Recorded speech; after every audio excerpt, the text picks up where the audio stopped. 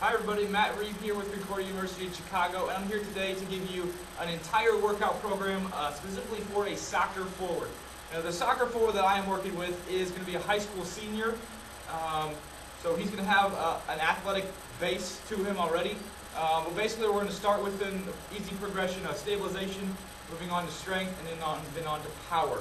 We're going to target everything in the range. We're going to go over speed, agility, quickness, and plyometrics, as well as resistance training, balance training, and all the above. So first, we're going to start with the warm-up. The warm-up is going to be the same for all workouts across the board, because we're going to target the same muscle groups, the core, the muscles of the hip, the knees, the ankles, that sort of thing. Make sure we get those warmed up. So first, he's going to start off with 3 minutes of jogging, just kind of get his heart rate elevated before we move on to our next couple moves. Then we'll go on to side shuffles, okay? We'll work on the hip abductors and adductors, just shuffling back from side to side. And you can do this with greater space, obviously. Then on to high knees.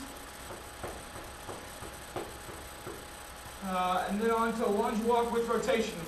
The good thing about this is we can dynamically stretch our lower body as well as our trunk in the same motion. So we're going to lunge out, get an extension, and turn from side to side.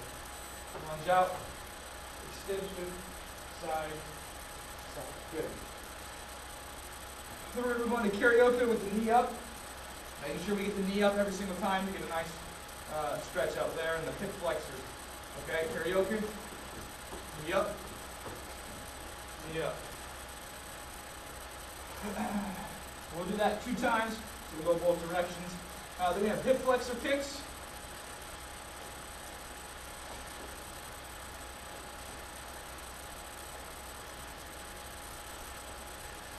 Like so. Then the inchworm is going for the hamstrings. We have the athlete walk his hands out. Get push-up position and then walk his legs back in.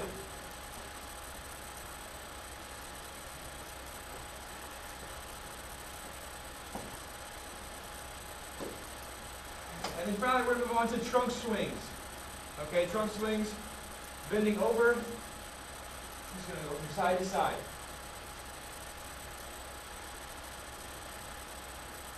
Good. After that, we should be ready to work out. First, stabilization workout, day 1. We're going to move on to really working on stabilization, neuromuscular control, balance, those sort of things. Those are all going to be involved in the stabilization stage. Again, really working on controlling movement the whole time. With the stability ball balance squats, okay, we're going to stand with the ball against the wall, just above our waist. We're going to be down, squat, and up. Now you can probably hold weights of this too, especially since he has a decent athletic base. I'm not working with a new athlete. Step up the balance. Utilize our box. Grab some weights. Just perform step ups, 1 leg at a time. Up and balance to the top. Hold for about 3 seconds. Switch legs up and balance at the top. Okay, making sure again we balance each time. Really control movement.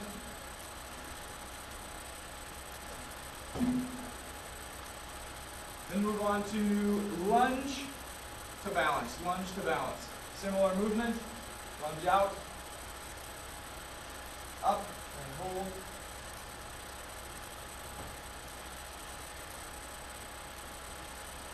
Making sure to balance again each time. Control movement. Then we have stability ball push-ups with ab roll. Back to our stability ball. Prop your feet up here. Push-up position. Push-up, followed by an ab roll. Push-up, followed by an ab roll. All right, and then we move on to single leg dumbbell curls. Okay? On 1 foot balance, leg up in the air, and we arm curls with dumbbell. Okay, the other set you can switch legs. and then the opposite. Good. Then on to our core, the core of our workout. Again, with the core, we're going to work on the local stabilizer muscles, really working isometrically on neuromuscular control, stability within the spine and the trunk. First, what we're going to do is supine plank. Very simple. On our elbows, up, and we're going to be straight as possible. If you guys can see me there, yeah. All right, then the bird dog. Bird dog, we're going to be in a crawling position. Start off, and we go opposite arm, opposite leg, and we're going to hold that as well.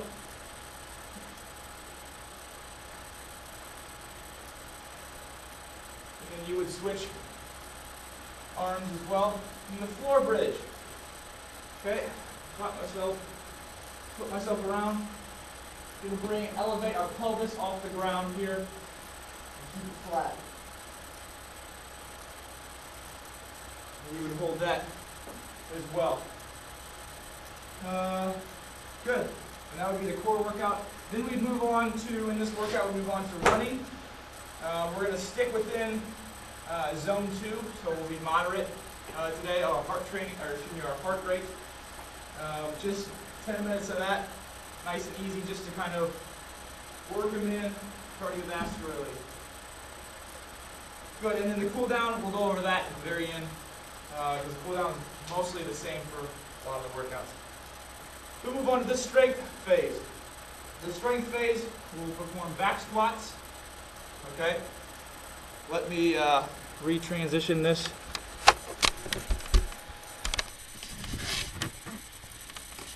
If you guys can see it, there's our back squat rack. We got 3 of them over here. Get rid of a couple of them.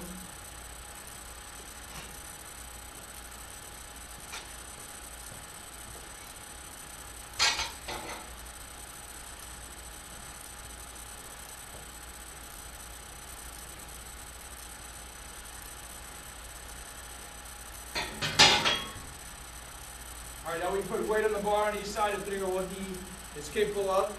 See if you can see me here.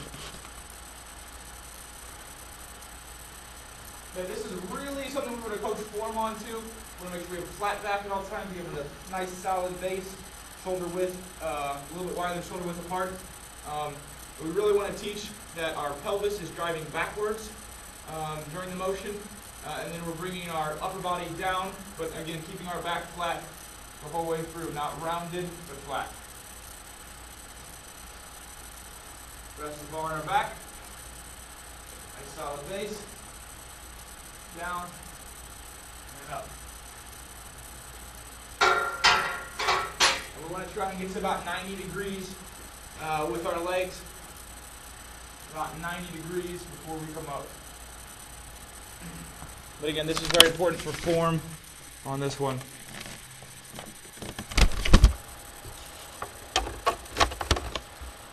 All right, moving on. Moving on to step-ups. Now these aren't balanced ones this time. These are normal step-ups.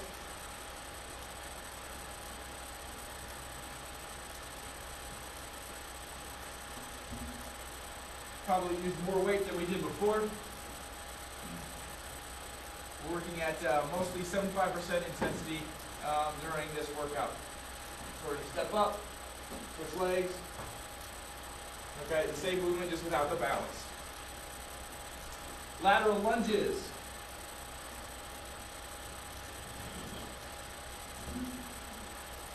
Lateral lunges are just going to be as they sound. Lunges to the side. Step out, down. Just like that. Then moving on to seated calf raises. Okay? Seated calf raises. You don't have a seated calf raise machine? We do. It's over here.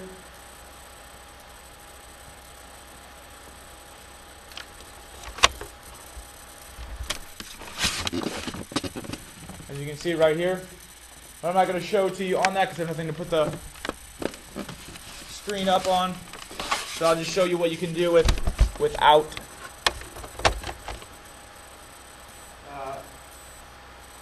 seated calf raise. You can put weights, sit down on the bench or on a bench, put weights right resting on your knees, and then you elevate just like that. Good. Then we have barbell curls. All right. Do it with my barbell. Make sure we have balanced hands.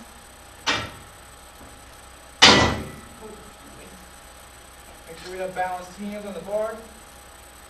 Okay. And then up. A lot of times, athletes are going to want to use their back. Okay, to kind of drive momentum. We're going to make sure we keep our back flat. Sometimes you can do it against the wall as well. Keep your back flat. It's important.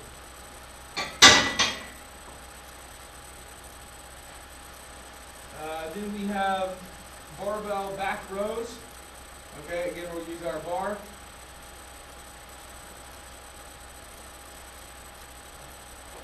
And this is important also as well that we make sure we have a flat back again. We don't have a rounded back, it's going to hurt ourselves. We're going to have the athlete have balance, nice balanced face, balanced hands, bend over, keep that back flat, bend a little bit at the knees, and pull up to the chest.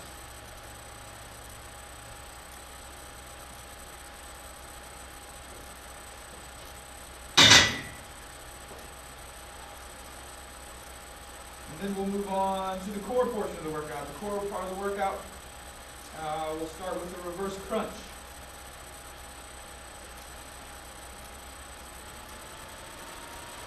Now during this strength phase, again, you can see we're doing more lifts, less balance, less control.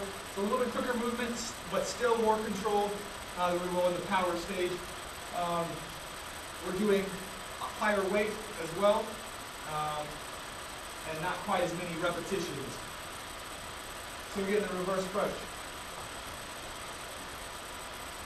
Now here, we're going to knees up to the chest.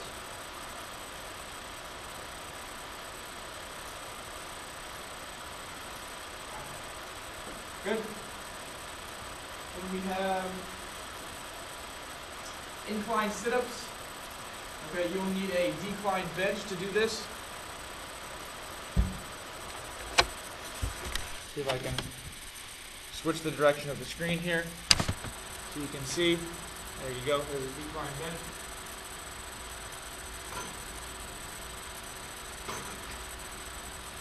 And we can also increase weight by holding a weight on our chest. So again, we're going past 180 degrees and then all the way up.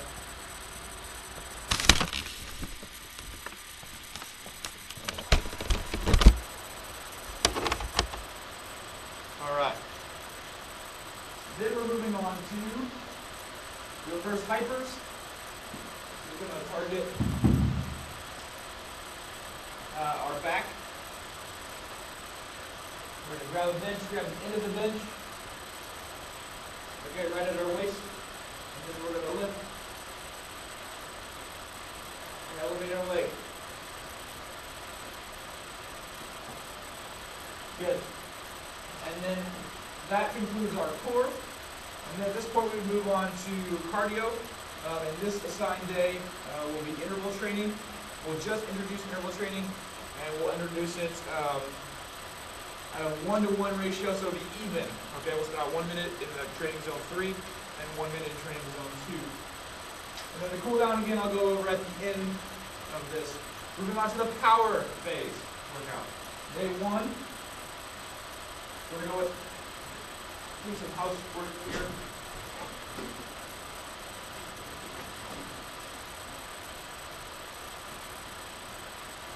I go to lateral squat walk. Okay, lateral squat walk. This is kind of more of a technique drill. Okay, really focusing on our abductor and adductor muscles, and also our hip flexor muscles and hip extensor muscles as well. We're gonna shuffle from side to side. Okay, staying low the whole time, just making sure we have good form, proper alignment. Good. We're going to do a depth jump to sprint. Not a lot of room in here to show you that, but we'll try and do my best. I'll go a bit far in. You can see. On top of a box here, I'll drop from the box, and I'm going to sprint and accelerate out. Really working on my speed and a stretch shortening cycle. And I'll drop, and then take off. Diagonal line hops. You can do this on any line in the gym, wherever you're at, put a line down on the ground. Just going to be simply hopping at an angle, okay, front to back, at an angle across the line within the transverse plane. So we're here, really working on speed, okay, and the next time we can adjust, we can go the other direction for the next set. Then moving on to the ladder drill. Ladder drill, lowered ladder drill to directional sprint. Okay, I need to go real quick and grab my ladder.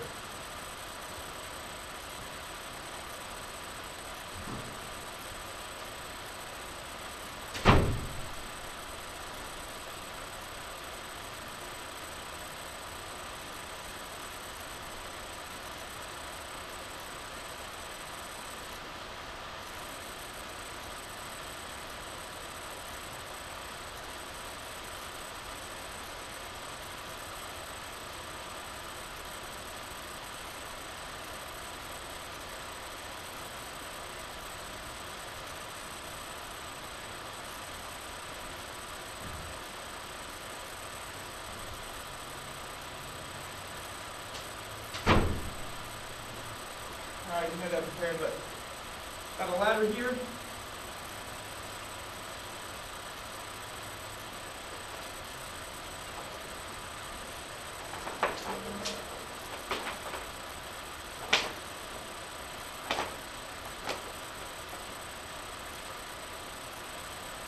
Alright. There's a different number of techniques on the ladder. But again, at the end, for whole purposes, we're doing reactionary quickness, to where me as the coach is going to point one direction or the other, and that athlete after finishing is going to accelerate in that direction. So I point this way, after completion, we're going to go. We'll just do 2 foot each this time. And there we go. Okay, making sure to accelerate after, okay, using visual cues to the direction. Then we're going to do the mirror drill. Get on my ladder here.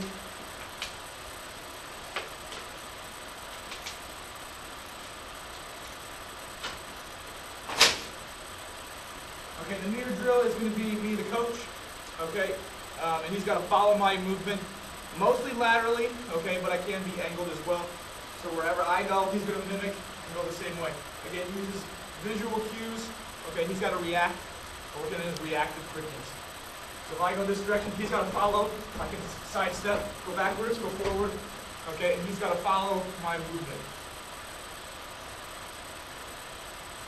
Then we'll move on to the modified box drill. Okay, modified box drill. Okay, spaces are limited here as well. So I'm going to have weights set up now. Instead, you should probably do this out on a field, in a gymnasium.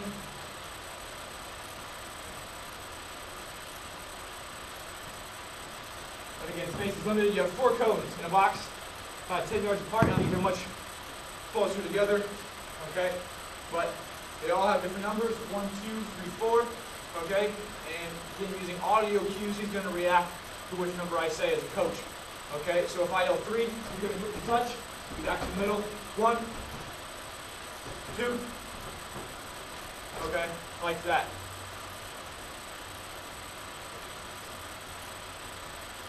Then we'll push up to sprint. Okay, this is going to be a push up. He's going to do a push up, and then I'm going to yell a direction to go or point a direction to go. Preferably using visual cues, audio cues. Not quite the same as soccer. You mostly use visual cues. And he's going to sprint in that direction. Okay. Again, working on reactive quickness. We're going to push up, we'll be up, and sprint. Good. Then he'll do some agility ball work. I don't have an agility ball, but some other type of ball work where he has to, again, react. He can turn, and I can toss it. He's got to run over and catch it. Or agility ball itself, you don't know which way the ball is going to bounce. He's got to react to it. This we'll work on, after that, that completes the workout. And then we're going to move on to cool down. In the cool down, we really want to work on regaining the proper length-tension relationships. So a lot of static stretching, P&S stretching. I will help and assist him in that as well. But this workout requires static stretching. So we're just going to get us to a standing calf. He can do it lunging forward a little bit. He can do it pulling back on his toe. Okay, both working the calf and stretching those back out to normal. Then the standing hamstring. He's going to keep his legs straight down, touch his toes. Okay, we're going to hold these for 30 seconds at a time. Again, you can also stretch his legs, lean one side to the other, and then down in the middle. We'll be holding them for 30 seconds. Then we're going to do the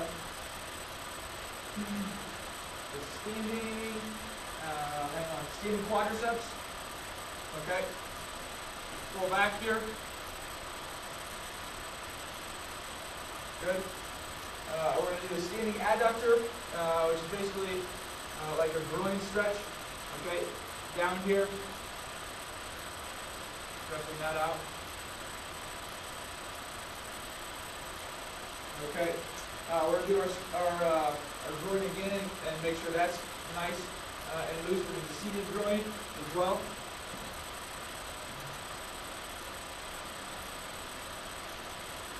Again, groin is a very important muscle group for a soccer player.